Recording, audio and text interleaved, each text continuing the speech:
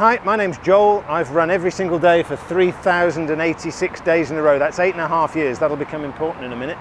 I've had the privilege of running with some really interesting people, and today is extremely special. I'm really looking forward to this. I think the only authentic way of talking about running is to do it while you're running. So I'm going to do 3 miles and you're going to come with me. Let's go.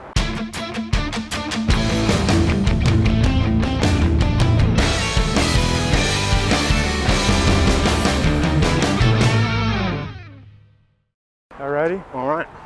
That story I was going to tell you, I was a junior in college, and we were going to film a 10-minute little documentary. So I had to use all sorts of close shots because, I didn't have a crowd. I didn't have any stands. I had my coach in a red jacket pretending he was an official, had all my teammates out there, and we were going to script a mile.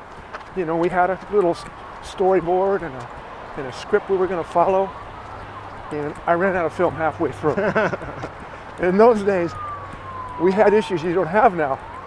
And so I had to come back the next day. And the first day it was sunny. The second day it was overcast like this. So I opened the lens, tried to make it a little softer and try to blend the film in a little bit. I finished the film and we had a real dramatic 3-way tie at 3:59.9, right? Real dramatic. And after the film, the teacher goes, "John, that was really interesting. I see how much pain it takes to break 4 minutes a mile, but what I can't really understand is how you can wear red shoes for the first 2 laps and blue shoes for the second 2 laps." Maybe filmmaking wasn't your ideal I could write the script, but I couldn't put the thing together. So let's go in here. So let's squeeze through here. Honestly, the benefit of the people watching this, today I'm running with Jon Sutherland. John, how many years have you been running? 51 total, 51 every day. 50 every day. And you have the longest running streak in the world. Current, yeah. Ron Hill's is better, but he's... well, you'll catch him, surely. What, 4 more years? 2 years and 39 days. Not that you're counting or anything. Somebody told me that. That is quite extraordinary. It's such a privilege to run with you. Thanks so much for coming out. I'm extremely excited to run with you today. Right. You might be able to tell. Thank you so much. Well, here we are. So we're running in Balboa Park in Encino in the valley. It's part of the Sepulveda Basin. Right. This is a big dam that was built after World War II to capture all the water when it rains too much. And the water doesn't go into the river, it goes onto the golf course. And it shuts down all the business. So is this a regular run for you, the one we're doing today? It's, I live 12 miles farther west, but if I want to run something really flat, I come here. It's a very popular running site. Yeah. And how much do you change up your runs? Because I know my running, I get bored of the same trails and so on. Well, do you try and do a different one every day? You've got so much more experience. You've got 8 times more experience than I do at this. Well, I tell people that I train that there's 5 kinds of running. Long running over distance, tempo running approaching race pace, intervals faster than race pace, sprinting to get out, to surge, and to finish, and jogging to warm down. And if you don't mix those things together and the combination works for you, you're not going to be very competitive. Yeah, that's very wise. Now I use all my wisdom as a coach now. I really can't train as hard as I want because the time that I would be running is when I coach everybody. Right. So how did you get into coaching? Because you were a journalist to start off with, right? Well, I was always a runner. I didn't run in high school. You didn't? I started in college. Right. And I couldn't have had a harder beginning. I was running 3 miles a day as a baseball player. Right. And within 2 weeks, I was running 100 miles a week. Holy shit. I don't think anybody has ever ascended that much that soon. What did your body do for that? Well, our coach was a sadist. Lazo, he was great. He was dearly loved. Probably the most famous coach ever from this area. And his workouts were 2.5 hours long. That's pretty hardcore. Yeah, 4 times a week. So if that didn't kill you, it made you extremely strong, right? Yeah. Turned everybody into champions. But you didn't want to be a coach at that point, right? My theory on coaching was, why would I want to make somebody better than me? Yeah, I wanted to beat everybody. yeah, that's. But I had no idea I would enjoy it as much as I did. And I did it a little bit in my 20s, but in my 30s, when I started to wind down, I started doing it for real. So what made you get a job as a coach? Because you were earning a good living as a rock journalist, which sounds like the most interesting job in the world. Didn't you party with Metallica and Hendrix and... I've met Hendrix, I've met Bob Marley, I've met John Lennon, and I've been dogpiled by Metallica. Well, that's quite a claim to fame. I helped them get their bass player, Jason Newsted. Really? Yeah. And yet you give that up to dedicate your life to running, which is It was, amazing. my email address is John Run Rock. Running comes first, rock comes second. Right? And I have That's a pretty good life. 2 sets of friends, the rockers and the runners. And they don't know each other. The rockers have no idea I'm a runner. They must know you're a runner. They have no clue. Really? The real close ones do. But most don't. But all the runners know you're a rocker. That must be for Yeah. certain. That was my nickname, the rocker. Now, you don't run with music, right? I don't like to. I like to think. You know, I pray a little bit. I think, you know, just, I do my writing when I'm running. Really? You compose your writing? Yeah. I'll talk it out to myself. When I get home, it just comes out. Now, how much of your streak have you done with other people? Was it 99% on your own? I'd say more like 70, Oh, right. because I live pretty remote. Right. The very last inn of the last street in Los Angeles. Uh-huh. I've always liked to live at the edge of cities, so I can Right. go in to see if I want something, but stay away from the crowd. Yeah, I'm absolutely with you on that. I call my wife and I peripheral people because we live on the periphery of Yeah, everything. I've lived on the edge of every city I've lived in. Yeah. It's funny because I grew up in Northridge, moved to Granada Hills, then moved to Los Altos, which means the hills in Spanish, and now I live in West Hills. Uh-huh. So it's like I always live where it's hilly. But don't you find that running up hills is just like a way of turbocharging a run? If you're going to run Well, for Frank 3 Stewart- miles, it's Frank 3. Stewart says that they're intervals disguised. Yeah, that's a good way of putting it. You definitely maximise your time on your feet if you're running up a hill. Yeah. So talk to me about some of the, well, people often ask me what haven't you ever been ill or haven't you ever been Jesus. sick? Like, in Are you 50 kidding? years, life must have thrown shitloads at you. Hey, people say that to me all the time. You must never have gotten hurt. I've had 3 surgeries in the 50 years. Both knees scoped and a hernia. I've broken 10 bones, mostly from falls. Right? I've broken 2 ribs twice, a couple stress fractures on my foot, cracked vertebrae, broken radius, 10 altogether. So what was the hardest one to run after? I had an avulsion fracture, which happened 2 blocks that way. Right? I was running a half marathon. I was going 5-minute pace, sub 5-minute pace, Wow. halfway through the race, and I stepped on some ice. It was hailing, and when I hit the ground, I skidded, and I felt this big pop. And the guy next to me heard it. Jesus. And he said, "What happened?" I said, "I think I broke my hip." And I had an avulsion fracture, which is when you've pulled a chunk of bone off by a ligament or a tendon. And I needed surgery, but I didn't have insurance. So the ligament reattached itself and the chunk of bone dissolved. And it didn't really affect my running or my gait. But the next day, your next run must have been agony, isn't it? I couldn't lift my foot over the curb. So And it just took me 9 months to get better. did you just drag it along? Like I the did following the day?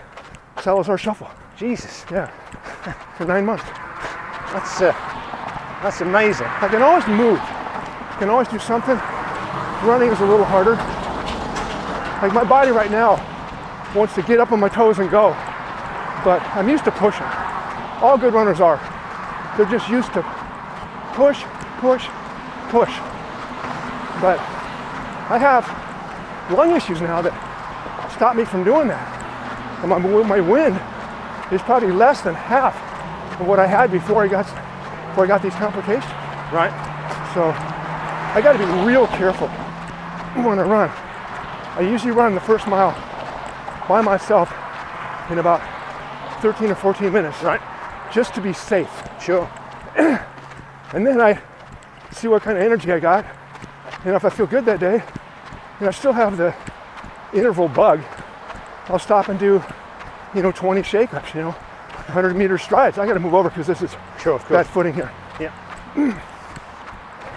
We're approaching a mile, which I call the major league minimum. Right.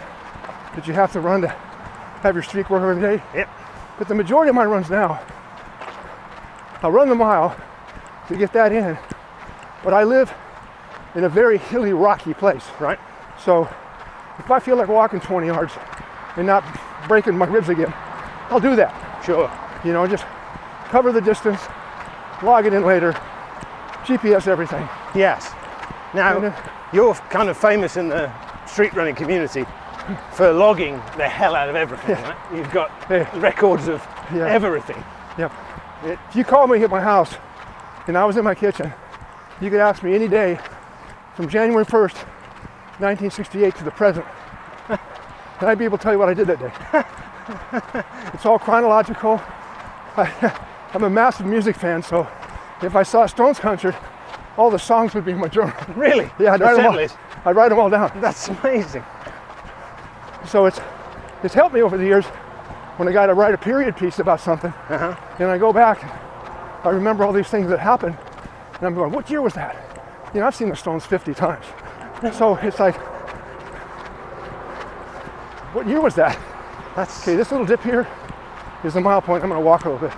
Sure. To recover my wind. I don't run with people so much anymore, just because it's right here.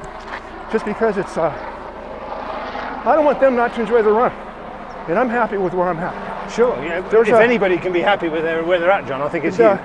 My sister saw this in a story, and she called me up all concerned. But she's a sweetheart. She's always worrying about everybody. There's a procedure that Rod Dixon told me about, because he may do it. He has the same issues I have. AFib.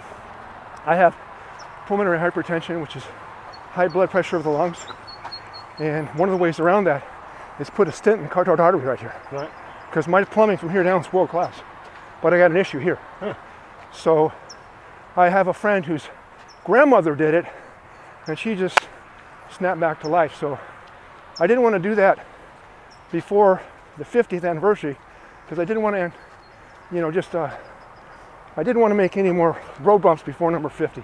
Right. I was all paranoid about falling down and breaking, shattering a kneecap or something like that. Sure. So I took my time, and but now I'm going to look into it a little bit seriously, because I really would like to be able to race again and pick it up a little bit. Sure. Have some fun. So racing's obviously been extremely important to you during your life.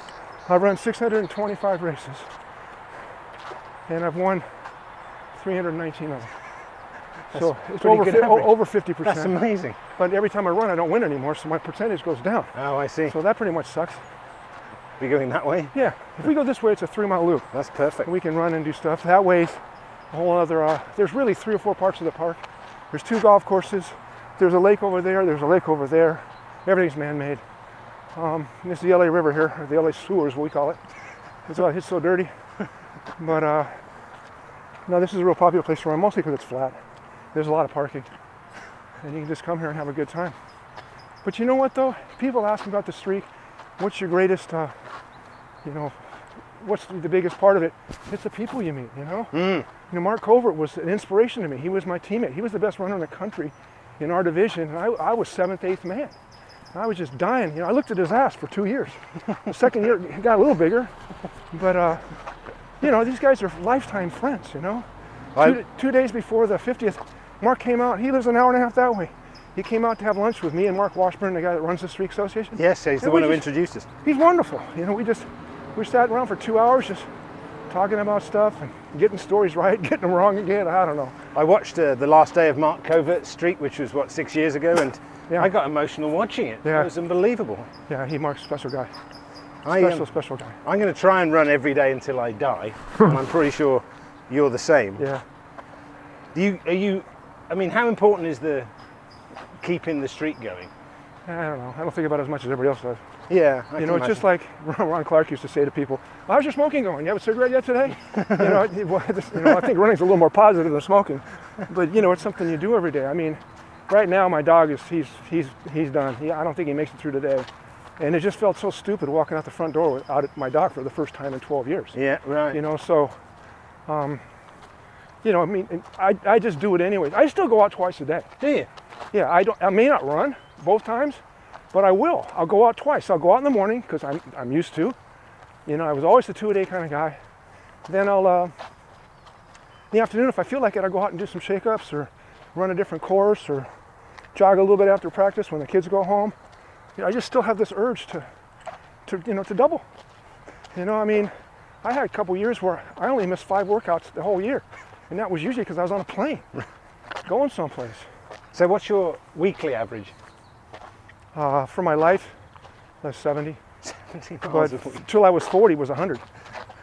So now I'm running about 25 or 30. Right. But I've run 1,128 100-mile weeks. Yeah, go get that one, somebody. And then I've averaged 10 miles a day for 50 years. And that's I was averaging 15 miles a day for 40 years, and then you slow down. That's just incredible. I don't even know how to process You know what? that. It's weird. When I was reading Salazar's book, 14 Minutes, which is your coach, it's a great resource because he just talks about it. And the thing that he says that really stuck with me was that coaching is tinkering. Every day you got to deal with the different conditions, how your athletes are feeling. Are they recovered from the race before? Are they, mentally ready for this kind of work? You just sit there and I tell the kids that I coach, I said, if I think you're having a good day, I'm going to hammer you because I may not get that day for another month. And if I think you're having a bad day, I'm going to cut the workout short and say, let's recover from this one. You guys ran so hard on Saturday. I don't think you've recovered. Let's rethink that. And then we'll come back, and when you look at the end of the week, we've done all the stuff that we wanted to do. I mean, I have a basic template: 1 long run, 2 interval runs, 1 tempo run, rest of the time recovery. Right. And almost everybody I coach follows that template. And sometimes it's raining hard or it's 110 degrees, like 2 days ago. It's just we hadn't had a 100-degree day since last summer, and all of a sudden it's 102, and everybody's blowing out their air conditioners, and it's really a drag. So we call this is a 3-mile loop, but 1.6 of it is right here. Really? So this trail is one of my runners, Richard Lucas. Well, I never had a name for this. And then one day he just called it Never Ending, and now that's what it's getting called. I name all the trails in the valley. This is Never Ending, and I didn't do this one. But out by my house, we have this big mesa that we run up to from the Victory Trailhead, which is where I had the celebration. And there's 3 ways up: the Beast, the Bastard, and the Bitch. And we run up. Sometimes we run all 3 of them in the same run. But I get a laugh out of that. And one of them, we do it once a month in cross country. We run a mile. You climb 639 feet in a mile. Jeez. Yeah, course record's 5:36, which is pretty impressive. But That's the guy who did that was a 4:13 miler. an unbelievable time. Yeah, That's an unbelievable time on the 5:36, climbing flat. 639 feet. Yeah, it's pretty impressive. Yeah, I don't want to meet him. He's a sweet guy. His name's Will Conway, CIF champion, 3rd in state, phenomenal runner. I thought he hated me because he never talked to me. And then 2 years later, his parents were telling me I was one of the biggest influences in life. And that's one thing you get with you're kind of independent of the kids' parents. In colleges care more about what the coaches think than what the parents think. Right. Because the parents aren't going to be there when these kids are at college. So I get a lot of calls from coaches and say, hey, what do you think of this Matt Block kid? I go, he's an assassin. What do you think of Will Conway? You got to tear his heart out to beat him. And then these guys end up doing something special. And, I had, almost all of my favorite runners, like the 6 real core runners from CSUN, they all came. We went to a family, salad, it's called Stonefire Grill. It's a grill and a salad shop. We sat there for 2 hours just talking. And I never feel more relaxed in my life than I'm with my family or the people that I grew up with. And nobody talks about I was better than him, he wasn't as good as him. It's we all ran hard, we all suffered, we all got hurt. We You know, running's a 100% casualty sport. Everybody gets hurt. Yeah. You know, so it's how you handle it and react to it that gets you through all that stuff. Isn't that analogous to life, John? That's my whole life's like that. And it was just fun. There were 6 or 7 really core runners that established. I was the first really good one, and then Ed Chaidez came along, and he was a national champion and great runner, great friend. We're just all sitting around, and we all did different events. You know, Charlie and Rich were steeplechasers. Ed was more of a marathoner, 10K guy. I was more of a mile 5, 10K guy. You know, it was just it was more of a you know, just a friendship. You know, and all these guys, and one kid, you know, he was just basically the manager, you know, the team manager. He couldn't make team, but he hung around with us all the time and lived with us as a roommate. So it was great. My 5 college roommates were all there. It was great fun. So, you ready to run a little more? Yeah, just go slow. And for the record, I'm 75% deaf in my left ear, so it's kind of hard for me to hear you. Okay. I had 1,000 rock concerts, no problem. An ear infection, boom. I lost 70% of my hearing. Basically because my insurance ran out during the procedures. Oh, really? Yep. I could probably get it fixed if I wanted to go back and do it again, but I don't think like that. So, but you know what? Music sounds the same to me. I listen to Hendrix, and Voodoo Child still sounds great. Everything's good. You've had a fascinating life. Like, really. Objectively, it does sound amazing, but obviously I get asked, I wrote a book about growing up in the Valley, and it's really about my relationship with my father and my family. And it won an award for the best self-published book in LA in 2001. Wow. And what's the book called? Hey Dad, thanks. And I wrote my first book when I was 11. I was published by the LA Times when I was 12. By the time I was 19, I was a contributor to Runner's World. And then I started writing for rock magazines. I edited 2 of them. And then I started writing for the European magazines. And I never was a big fan of going on the road with bands, because I don't like the drinking, the drugs, and the smoking part of it. Right. I just like the shows. And I turned that down a lot. But I still have nothing better than a great band. Catching them early when they're hungry, like seeing U2 in a club that holds 200. Give me a break. It's dynamite. That's pretty cool. I know. And then, you know, we have journalists, we have lists of how early we saw bands. You know? Right. Like, yeah, I saw Hendrix play the Whiskey. Really? Yeah. That's... There's a book called Bang Your Head, and it's about the LA metal scene of the late 70s and early 80s, and it's dedicated to me. No way. The writer that wrote it, a guy named David Cano, was a lot younger than all of us, and he wasn't there. But these were all his favorite bands. So he asked me if I could help him. And I said, what do you want? Well, I need to meet these people. So he did 140 interviews for the book, got a good publisher, and I set up 100 of them. He says, do you know Eddie Van Halen's guitar tailor? Yeah, Grover Jackson. He's great. Yeah, I know him. Nice guy. Grew up with Leonard Skinner. You know, that was his big start. Has running and rock ever converged? Have you ever been running with a rock star? Alice Cooper. Really? Alice Cooper's a good runner. Wow. He was the 3rd man ever to, actually, he was the 3rd person in U.S. high school to ever finish a marathon. His real name is Vincent Furnier, and he grew up in Detroit, but he moved to he moved to Phoenix, right? And he ran a marathon, and he ran a modest time, 3 hours, 15 minutes, something like that. But he went face first at the finish line. And I heard about that story, and I thought it was an urban legend. He said, no, it was true. It landed on my face. The first step after 26.2 was by my face. But And you managed to go for a run with him? Yeah, a couple times. I'd see him on canals and stuff like that. I'm gonna walk away. Sure. So, anyways, no, I'm more aware of his running than have run with him a lot. But when we get together, we talk about that. You know, what kind of shoes do you wear? Well, I'm a Nike guy. I like this, I like that. His favorite shoes were, his favorite shoes were AstroTurf football shoes. Really? Yeah, to run it. He said, I like the grip. You know, whatever floats your boat. But not a lot of running people rock. Unfortunately, a lot of them smoke cigarettes. So that diminishes the chance of that. Yeah. but some do. Jagger runs. You know, it's funny. I have a friend, Guy Arbogast, who, God love him. He died 1.5 years ago. He's the first kid I really ever coached and gave advice to. And he got to be a world-class runner, fifth place in the world championships in cross country. That's the hardest race in the world to win. Anybody who knows their salt will tell you that. And they should give Olympic gold medals for those guys, because you're running against all the best guys in the world. When you're running a mile, you're just running against milers. You run a 5K, you're running just against 5K guys. Right. World cross country championship, you're running against guys all the way from the mile to the marathon.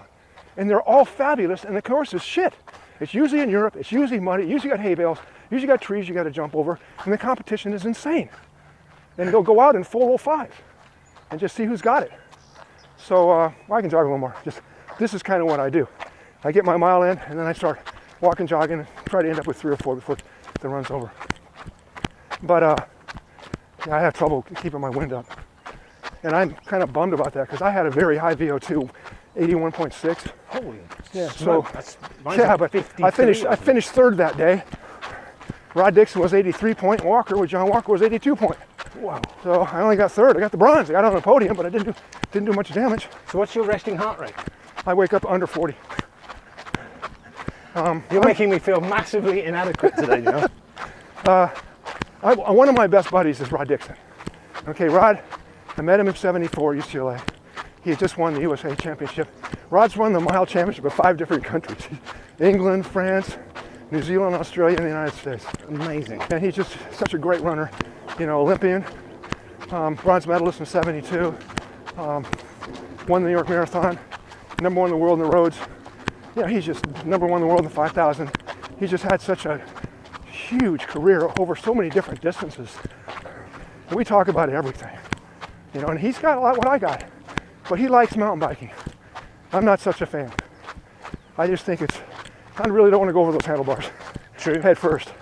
And I never had a bike as a kid. So I'm not good at it. I'm not a good bike rider. Walk again.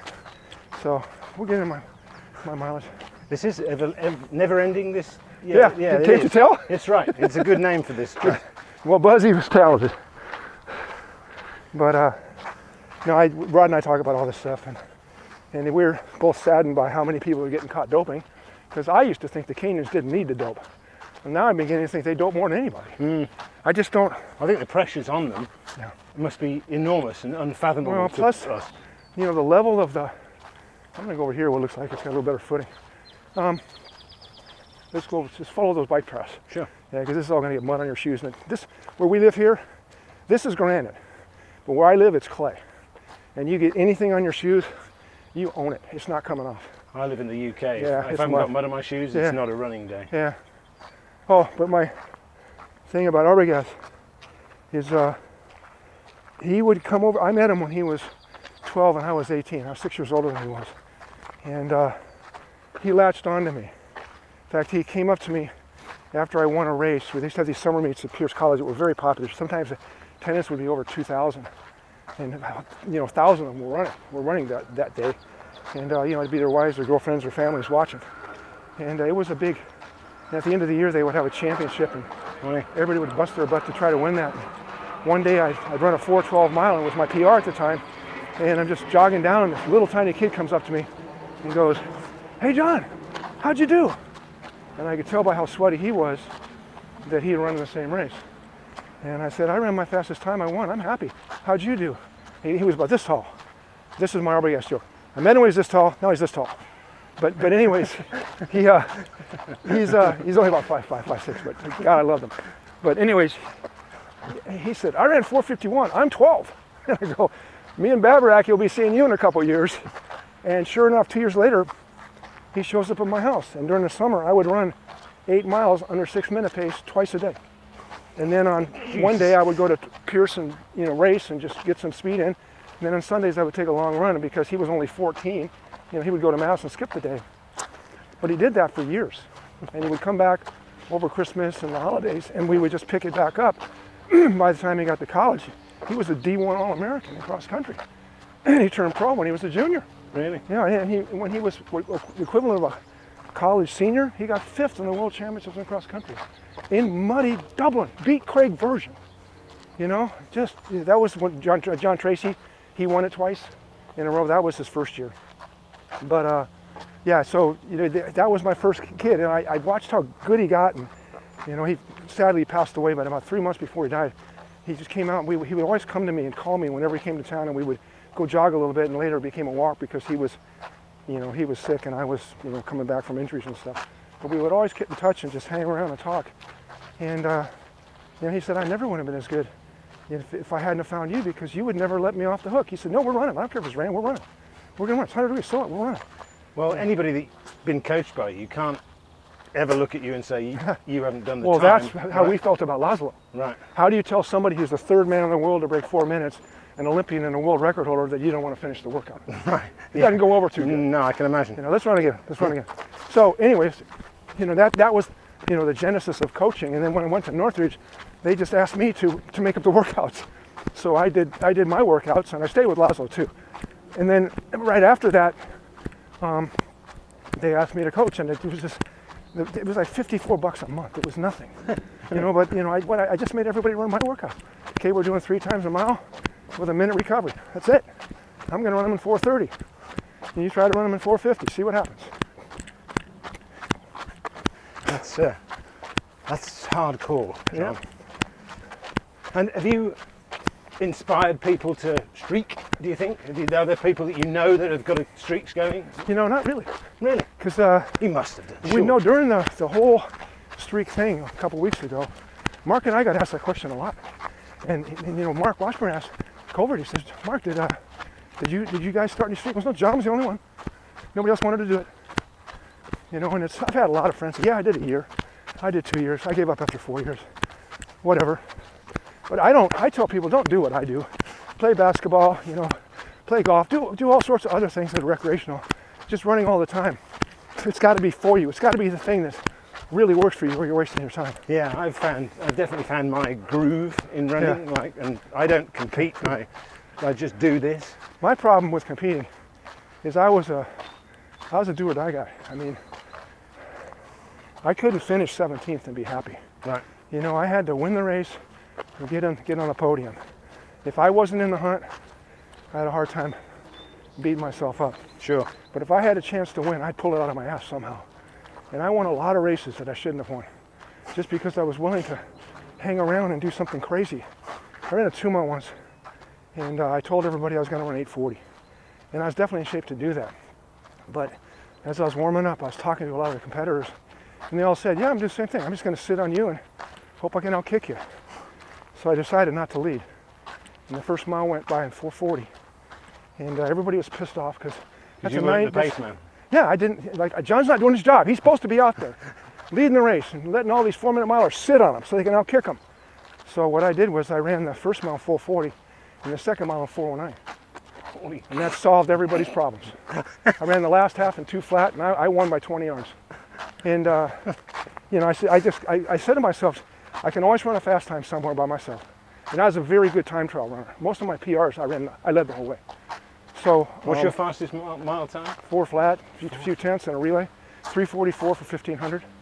I went on a 3:44.6 1500, and I got 16th place. It was a giant pack. I was in the back of the pack, and I never changed positions. And I don't run good in a pack. I'm too tall. I like to run outside or get in front. There's nothing wrong with leading, especially if you're controlling the pace and running your pace. Then the other guys got to compromise. They got to deal with you instead of you dealing with them. Yeah. So if I was running along, I would notice, okay, there was 10 guys with me at 2 miles. There's 3 guys with me at 4 miles. I'm going to make it 1 when I get to 5. And you do stuff like that. And you learn your body. There was a great English runner named Chris Stewart. He was long in the mid-70s. Hey there. He made the 80 Olympic team, but it was in, no, it would have been 76. And he was 3rd in the world, 2:11 marathoner, got 3rd at New York or 2nd at New York one year. And he was running a 10K against me in Zuma. And I knew who he was, and I knew his coach. His coach was one of the first guys to run across the country. And he was just doing all these stupid little 25-yard surges and then coming back to me. And the lack of rhythm just kind of philosophically pissed me off. Because we weren't working together and going fast enough. There's more symmetry working together. If 2 guys are running and they split up, they both slow down. The guy in front thinks, okay, I got the race won. And the guy in second thinks, I can't beat this guy, so I'm just going to jog it in. Where if you stay together, you'll both run 20, 30 seconds faster. Right. And most people don't know that, and they'd never even think about it. Sure, no. So I'm running along with Chris, and I said, I've had enough of this stuff. And I knew that I could run flat out for 2 minutes without suffering. Right. If I did 2:30, it would blow up. So I said to myself, and I used to count my steps. 100 times my left foot hitting the ground was a 60-second 400. Right. Okay, 105 was 65, 110 was 70, 125 was 6-minute pace. I knew that. And I would take 10-mile runs, and I would be within 10 steps of 10,000 steps. No way. Yeah, no, I just was that accurate. And so what I did was I said, I'm going to get rid of this guy. So I got to 4.5 miles, and I looked at my watch, and in the first minute, I took 102 steps. It's a 62-second 400 in the middle of a 10K. In the next one, I took 101 steps. So I threw a 203-800 into the 4.5 to 5 mile thing, and I dumped him. I got rid of him. He didn't drop off till 10 seconds to go, and I was ready to quit. And so he dropped off, and then I felt better, and I won handily. And he just goes, God, I don't know what you did. I said, well, I ran the 5th mile in about 4:20. That's ridiculous. You know, so it can, that's what happens. So, anyways, you got to know your body if you want to be good. And and sometimes you're running with somebody, and you go, this pace just doesn't feel right. I'm gonna suffer with this one. So you got to know. Sometimes you're not going to win the race. I guess he said something about tennis tournaments that I thought was just genius. Besides being a great player, you can't win a tournament in the first week, but you can lose it. And by doing something stupid and getting beat.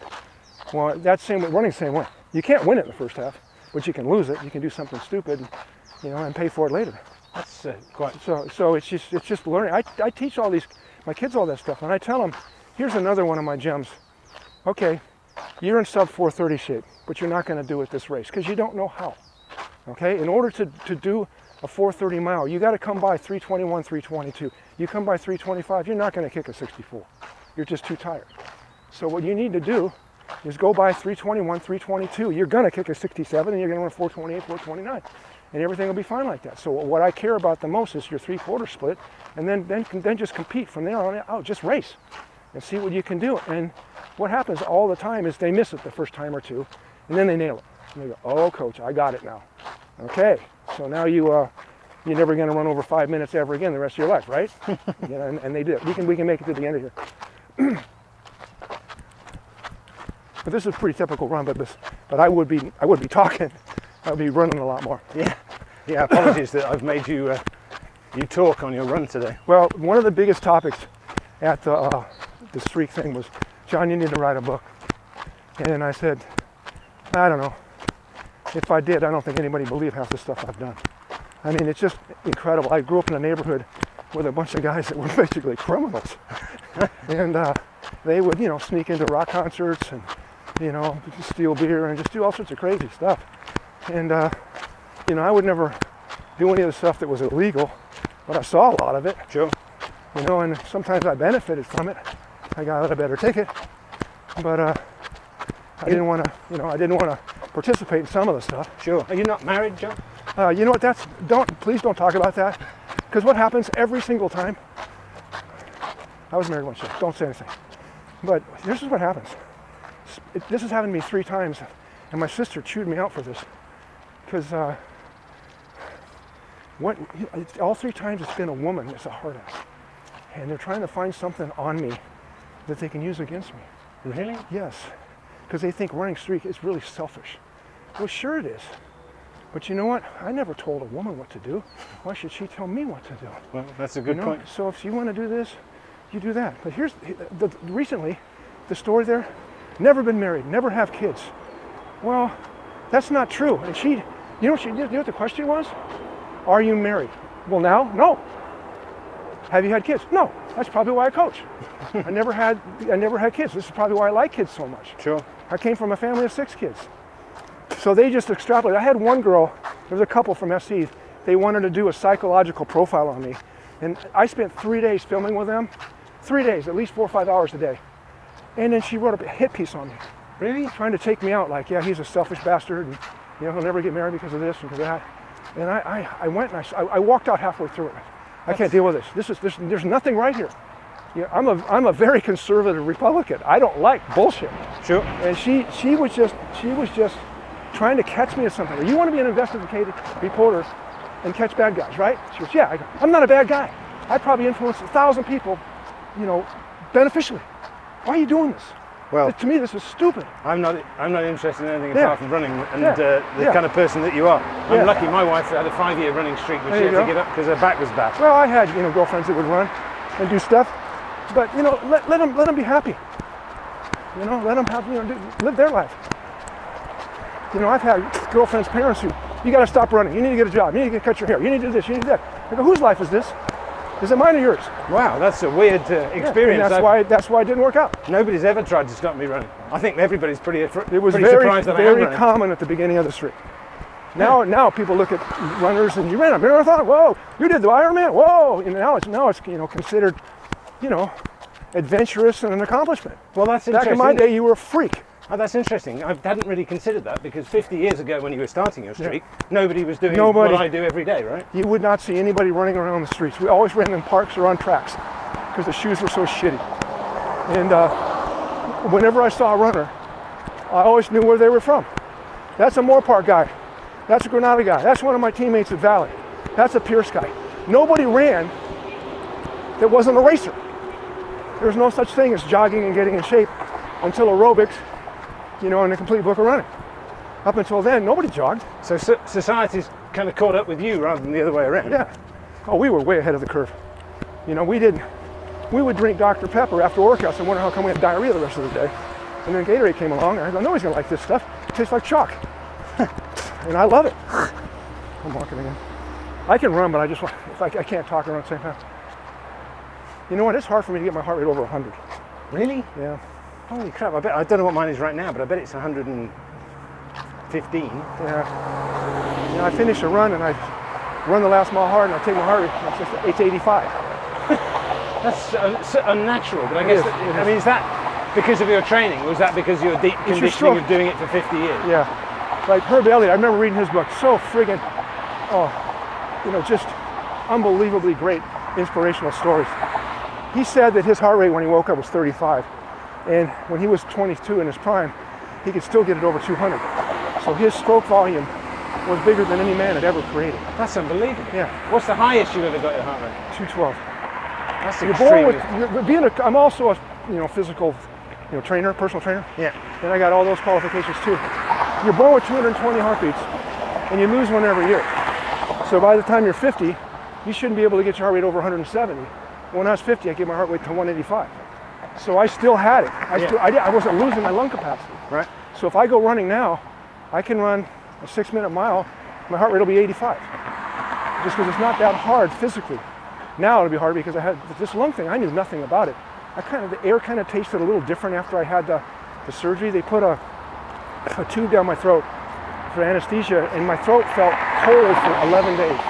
And I think that kicked in the lung problem I had, because I didn't have the wind issue until I had the surgery. So I think it was hidden until I had it exposed by something else. It's just like if you've never had a lung x-ray and then they do a lung x-ray and they see a little blot that may be benign, maybe a tumor, they got to go in and deal with that. But until the x-ray, you don't know. That's what the moral of that story is don't have any x-rays, I think. Well, they did x-rays and your lungs are huge and you got great plumbing and everything's wonderful. But you got this one issue, and it's just, I gave blood 8 times in a week. They were looking for shit. They first thought I had a hole in my heart. So, well, I'll give you a couple phone numbers of women who think I have a hole in my heart, but I don't have a hole in my heart. So they went in with a bunch of bubbles and sent it through my heart, and they went from one side, and you went through all 4 chambers and out, and he said, nope, you're okay. Then they did a couple of lung tests on me. Then they were looking for, and to make this all more complicated, I got shingles at the same time. Jeez. The shingles were, man, I wouldn't wish that on anybody. Yeah, that's horrible. It's terrible. I had blood. A year later, I can still feel it. My butt itches all the time because it definitely affected my nerves. It's a virus. It's related to HIV and chickenpox. Right. So, and it stays in your spine. You can't get it unless you had chickenpox as a kid, and I did. So, I was riding my bike around a lot. It was hot. I was really down, and my immune system was very compromised. And then one day, I just woke up with blisters all over. And then I started talking to people that I knew that had it, and it's always on one side of your body. It doesn't go across. What's been the, I'm sure you can because you remember everything, but have there been days where you thought, Jesus, I'm not going to be able to run today? There was one day where I couldn't walk to that tree. And we had a race in Griffith Park. Griffith Park has trees everywhere. And I would go like this. And I catch that one in my breath. Jesus. But I could drive because I was sitting down. Yeah. And later on in the day, I started to feel a little better and I got a run in. But I was literally not functional. And twice I fell down and I didn't know I was falling down. I landed on my shoulder. And suddenly you're on the ground. Yeah. Jesus. Yeah, and my best friend has Parkinson's. So I was going, shit, man, I hope I'm not doing what Donnie's doing. But it was weird because that only lasted a day. I had 2 days where I just itched like crazy. Then I had a day and a half where I didn't have any balance, attacked my nerve system. Then I had 2 or 3 days where I had trouble breathing and all sorts of congestion in my chest. It just went through my whole body. I had one day where like literally every nerve in my body was tingling. And it was like I had neuropathy in my hand for 2 years. I couldn't play guitar. I could not do this. I couldn't open a door. I couldn't bend my fingers. So I fought it. I changed my diet. I started eating turmeric and lots of other natural anti-inflammatories. And I would do hand exercises and hot water every day. And after about 2 years, it came back. Wow. But every once in a while, I'll get a flash of it. And I had one this morning. I had a flash where all of a sudden my hands just felt like I couldn't hold the steering wheel, and they just went away. Jesus. But it just, shingles, God, and they usually happens in your 50s. Well, you're a lot better shape when you're 50 than when you're 67. Is that how old you are now? 67? I'm 68 right now. 68. Well, you're in pretty good shape for 68. I'm all right. My body fat's gone from 4 to 8%. Really? Yeah, because I can't control my muscle mass. I don't do enough work.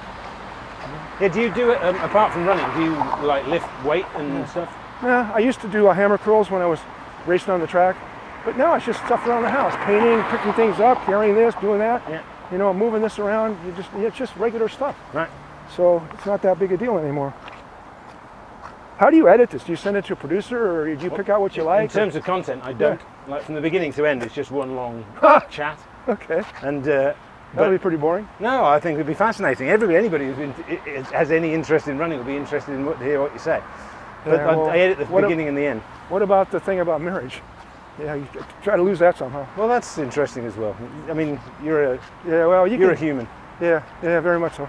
It's fascinating that I hadn't considered when I started this run that you started running before running was a thing. Oh, you were a leper. I started in when 2011. you running, you were not going to have a good career. You're too selfish. If you let your hair grow too long, because everybody did that in the 70s, it was just like you were. I mean, I'm a conservative guy, and people would treat me like I was a draft dodger and a flag burner and stuff like that, and I don't believe in that stuff at all. That's extremely strange. It was a really different time. Yeah. I was born in 71, so after you started. Yeah. And I was born in 50, a total baby boomer. Half of this valley, I've run the length of this valley across, half of the valley was done in 1948, 1949, 1950. Really? That's when all the baby boomers were born. The houses all the way from Havenhurst, which is over there, to way out that way, a good half of the valley was built then.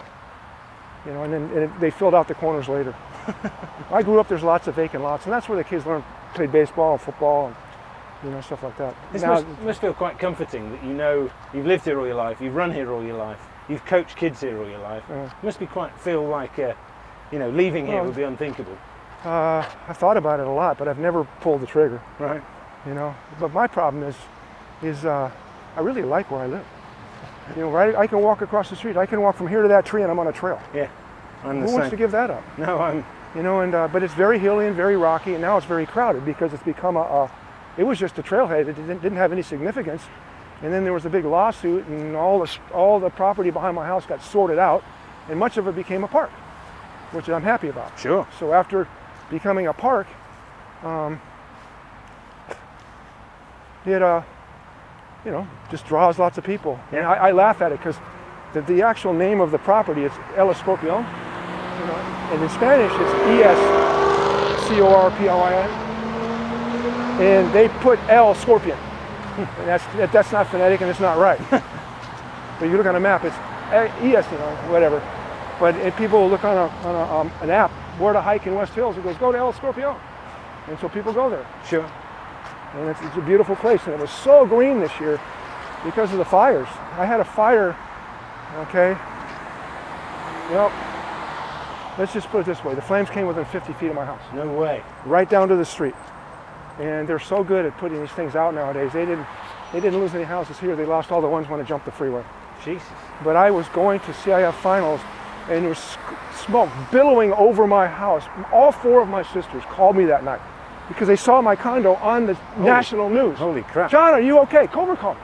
Hey, you okay? You finally go, yeah, I'm actually in Riverside because that's where CIF finals are, and we qualified, so I'm happy about that. But I don't know if I'm going to be able to get back into my house when I get home. That's terrible. And when I went home, it was locked off, and I had to jump a fence and climb through the pool area and going through my garage, and my house just smelled like my ashtray because I left the window open and the smoke went in there. It took me a week to get rid of the smell. Well, I would have thought you can't insure 50 years worth of logs from your running and your life. That would be devastating. That was downstairs, and the flames go up. Right. The smoke goes up, and then it drops back down. No, they were covered. I mean, they're in a big bookcase, so it was okay. I didn't lose anything. My most prized possession is there's actually a story behind it that came out at the street. When my family moved to Las Vegas in 1969, and I was just learning how to run. And Mark wrote me a letter. I was a big letter writer in those days, and I really missed my teammates and my coach and Mark and all those guys.